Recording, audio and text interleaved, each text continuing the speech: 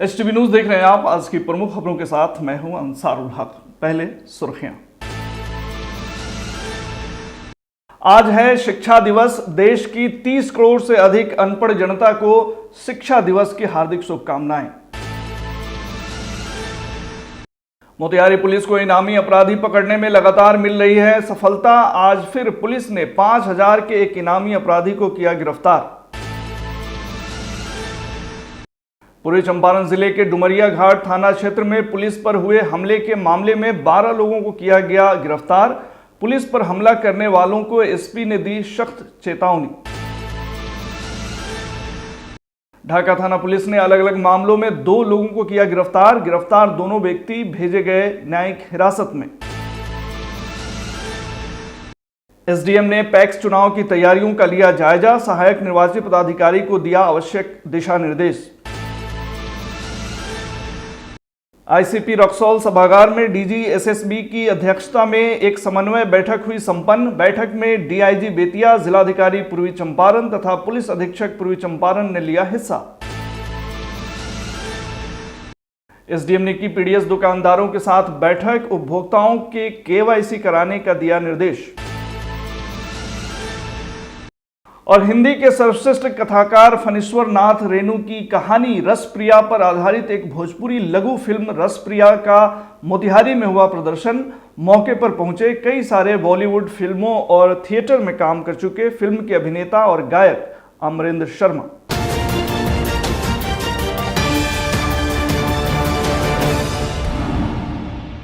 आज शिक्षा दिवस है। 11 नवंबर यानी देश के पहले शिक्षा मंत्री मौलाना अबुल कलाम आज़ाद का जन्मदिन। इस दिन को भारत में हर साल राष्ट्रीय शिक्षा दिवस के रूप में मनाया जाता है। जिस देश में 30 करोड़ से ज़्यादा लोग अनपढ़ हों, उस देश में शिक्षा दिवस के महत्व को समझा जा सकता है। लेकिन अफसोस की बात यह है कि वैलेंटाइन डे, हग डे, किस डे और पता नहीं कौन कौन सा डे मनाने वाला भारतीय समाज एजुकेशन डे को लगभग भुला ही चुका है। आज के दिन मोतिहारी की अगर बात करें तो न सरकारी स्तर पर, न किसी शिक्षण संस्थान में, न ही सेंट्रल यूनिवर्सिटी में इस दिवस पर कोई कार्यक्रम आयोजित होता हुआ दिखा है। हाँ, यह ज़रूर है कि कल उर्दू शिक्षकों ने टाउन हॉल में और आज उर्दू लाइब्रेरी मोतिहारी में कार्यक्रम आयोजित कर मोतिहारी में शिक्षा दिवस की लाज जरूर रख ली गई है। लेकिन बाकी जगहों पर इस दिन किसी तरह का कार्यक्रम आयोजित नहीं होना आश्चर्यजनक है। लेकिन यह इतना भी आश्चर्यजनक नहीं है, क्योंकि मौजूदा समय में देश में जिस स्तर की राजनीति हो रही है उसमें भारत के शिक्षा तंत्र को एक नई दिशा देने वाले मौलाना आज़ाद के जन्मदिन पर भला कोई कार्यक्रम आयोजित करने का जोखिम काहे को लेगा। फलाना दिवस, ढिमकाना दिवस, ढूंढ ढूंढ कर दिवस मनाने वाला महात्मा गांधी केंद्रीय विश्वविद्यालय मोतिहारी आज शिक्षा दिवस पर कुछ नहीं कर रहा। करेंगे भी क्यों? सबको डर है।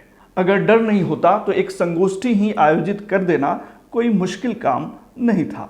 मोतिहारी जिला प्रशासन से जुड़े एक अधिकारी को पता ही नहीं था कि आज शिक्षा दिवस है। जिला शिक्षा पदाधिकारी तो सवाल पूरी होने से पहले ही फोन काट दिए और दोबारा उठाए भी नहीं।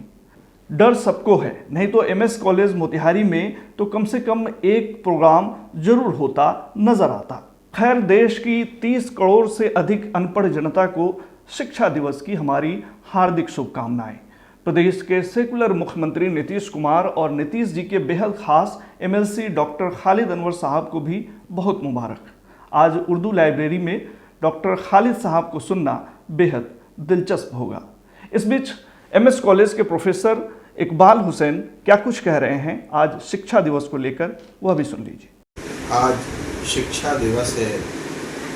मौलाना अबुल कलाम आज़ाद भारत के प्रथम शिक्षा मंत्री का जन्मदिन। पूरे देश में इसे शिक्षा दिवस के तौर पर मनाया जाता है। मौलाना आज़ाद एक महान स्कॉलर और एक महान भारतीय नेशनलिस्ट लीडर, एक बहुत ही सुलझे हुए राजनीतिज्ञ थे और एक शिक्षा मंत्री के रूप में भारत सरकार के उनके जितने योगदान हैं वो बहुत ही यादगार हैं और बहुत ही महत्वपूर्ण हैं। आज बहुत ही दुर्भाग्यपूर्ण है कि इस अवसर को, जो इतना महत्वपूर्ण अवसर है, भारत जो आज़ादी के 75 साल गुजरने के बाद भी एक बड़ी संख्या अभी भी निरक्षर है, इस महत्वपूर्ण शिक्षा दिवस को इग्नोर किया गया।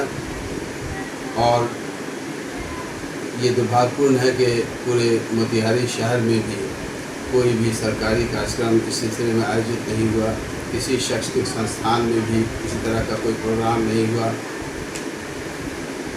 ये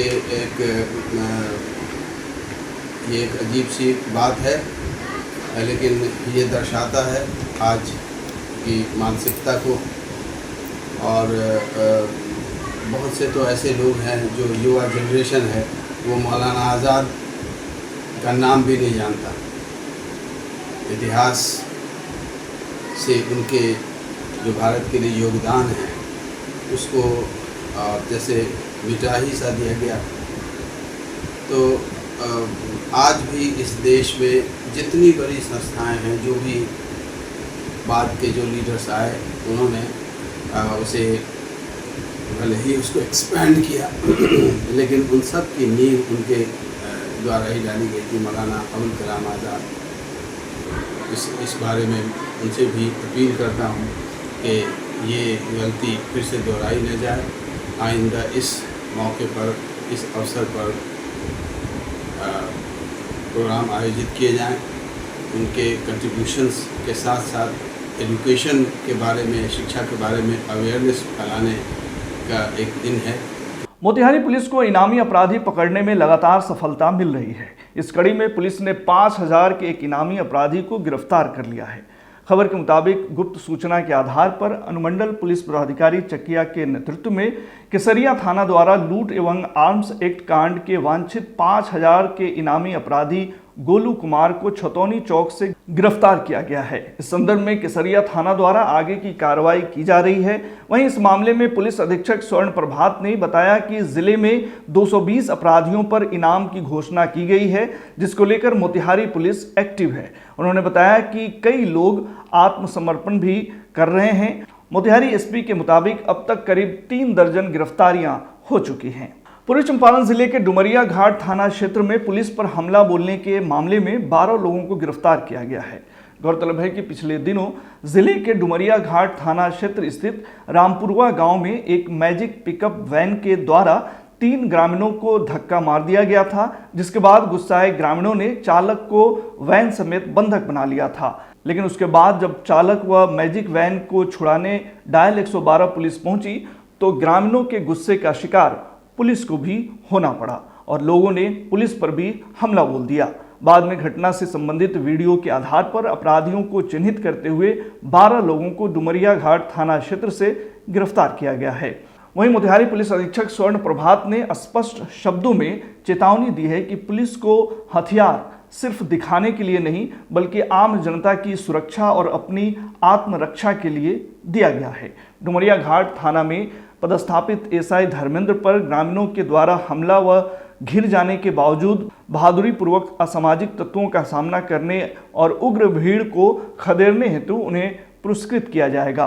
उन्होंने कहा कि महत्वपूर्ण पदों पर अपराध के विरुद्ध और जनहित में काम करने वाले पदाधिकारी एसएचओ बनाए जाएंगे।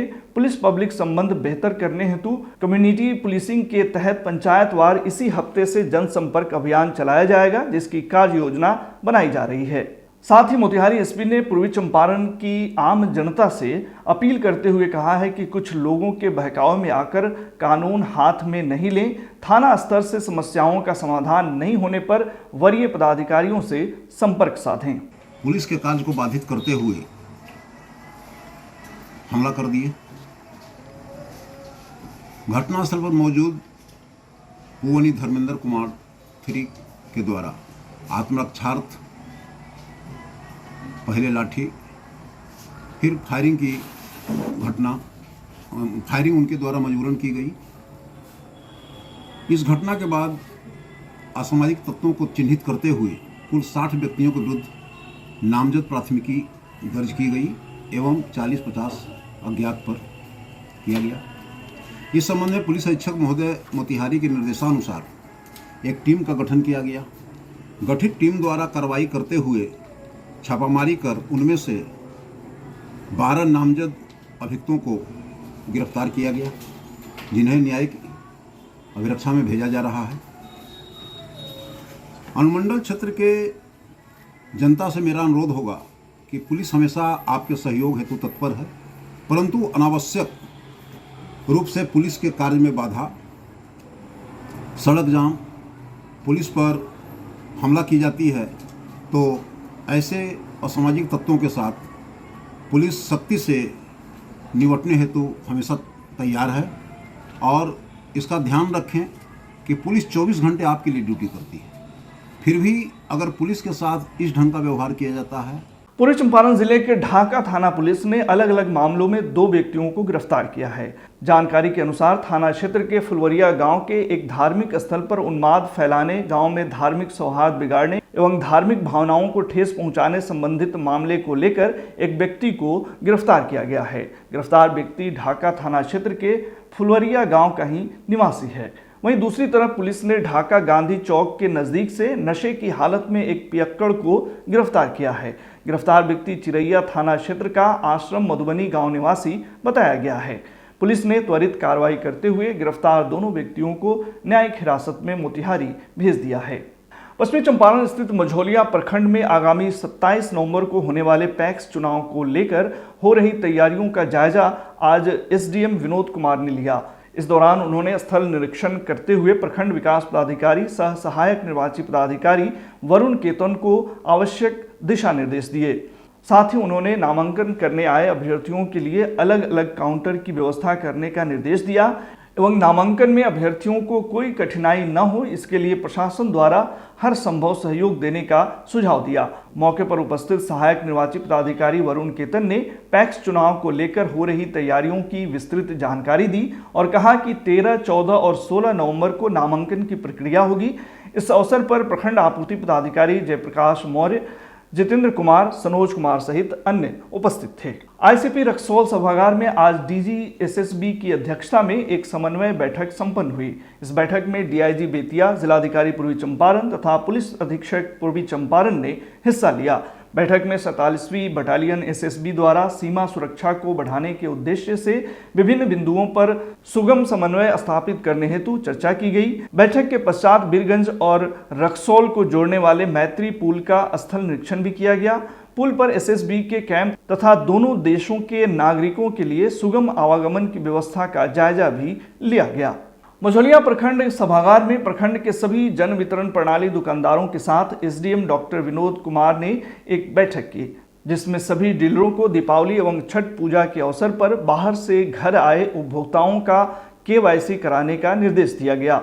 जिन लाभार्थियों को केवाईसी अभी तक नहीं हुआ है, वैसे लाभुकों का भी प्राथमिक तौर पर केवाईसी कराने को कहा गया है। मौके पर बताया गया है कि सभी राशन कार्ड धारियों का ई-केवाईसी कराना बहुत आवश्यक है।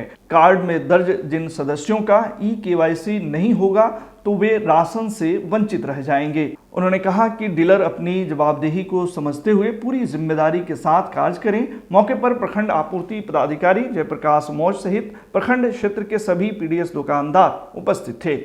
हिंदी के श्रेष्ठ कथाकार फणीश्वर नाथ रेणु की कहानी रसप्रिया पर आधारित एक भोजपुरी लघु फिल्म रसप्रिया एगो प्रेम कहानी का कल मोतिहारी में स्क्रीनिंग हुआ। शहर के बरियारपुर स्थित जाने माने समाजसेवी देवप्रिय मुखर्जी के आवास परिसर में आयोजित इस कार्यक्रम में doctor Debashish Mukherjee, professor Vinay Kumar, professor Arun Kumar, गुल्लेश Shahzad, पत्रकार विश्वजीत मुखर्जी, केबीसी फेम सुशील कुमार एवं साहित्यकार राजीव कुमार झा सहित जिले के कई गण्यमान्य लोग उपस्थित थे। मौके पर कई सारे बॉलीवुड फिल्मों और थिएटर में काम कर चुके फिल्म के अभिनेता और गायक अमरेंद्र शर्मा के साथ अतिथियों का फिल्म को लेकर एक सहज सरल संवाद हुआ। फिल्म के अभिनेता और अभिनेत्री के शानदार अभिनय पर प्रकाश डालते हुए अतिथियों ने कहा कि उन्होंने अपने सशक्त अभिनय से रेणु की रसप्रिया को दृश्य काव्य में बदला है। मौके पर भोजपुरी फिल्मों और एल्बम के जरिए परोसी जा रही अश्लीलता पर भी गंभीर चर्चा हुई। कार्यक्रम के दौरान चंपारण के बेतिया से ताल्लुक रखने वाले फिल्म के अभिनेता और गायक अमरेंद्र शर्मा ने बितले समैया के गीत गाकर सबको भाव विभोर कर दिया। बितला समैया के कवान निहोरा, बितला समैया के कवान निहोरा, बिहा से चिड़ैया जैसे, बिहा से चिड़ैया जैसे, बिहा से चिड़ैया जैसे चांद चकोरा, बीतला समैया के कवान निहोरा, देखते निरेखते बीतेला पल छनवा, अधारा हिलत नाही होखत मिलनवा, देखते निरेखते बीतेला पल छनवा, अधारा हिलत नाही होखत मिलनवा, खगवा के भाखा खगैया बूझे कोरा, खगवा के भाखा खगैया बूझे कोरा, बीतला समैया के कवान निहोरा, चाह के जियरा सोनी आहट सजन के, आस पराइल कब से हमारो नयन के, चाह के जियरा सुनी आहट सजन के, आस पराइल कब से हमारो नयन के, अच के डेराई गईल देखी के सझोरा, अच के डेराई गईल देखी के सझोरा, बीतला समैया के कवान निहोरा, बीतला समैया के कवान निहोरा।